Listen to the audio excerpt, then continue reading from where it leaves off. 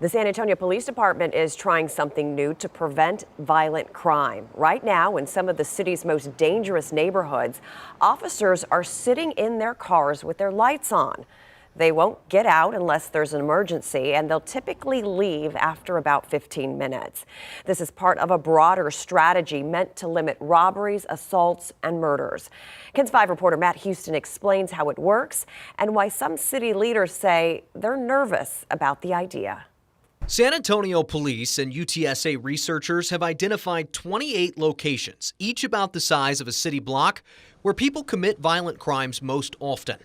Officers will sit in these so-called hotspots just to be seen. The simple theory being that most people who want to commit a violent crime aren't going to commit it in the presence of a police officer. Michael Smith helped design the strategy, which relies on data to place police in certain locations at certain times on certain days. The goal is to help move the needle in some of these violent places fairly quickly. That helps buy time for the other strategies to come to fruition and to be brought to bear. Smith designed a similar strategy for Dallas, which cut violent crime in hotspots there by 11% in its first year.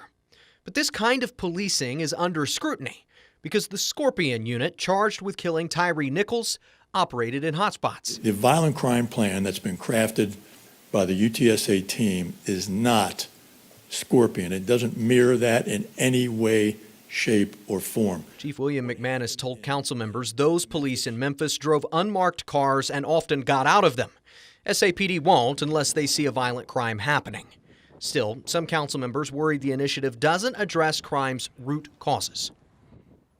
Councilwoman Adriana Rocha Garcia is one of those members. In a statement to KENS 5 earlier today, she says solely focusing on crime statistics and modifying policing practices does not illustrate the root causes of crime.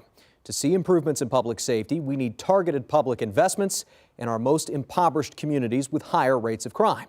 Now, Smith actually agreed with that and said the city can and should do both at the same time. Eventually, SAPD aims to collect enough data to pinpoint crime's causes in each hotspot, then partner with the city to address those problems in a way beyond policing. Isis? All right, thank you, Matt.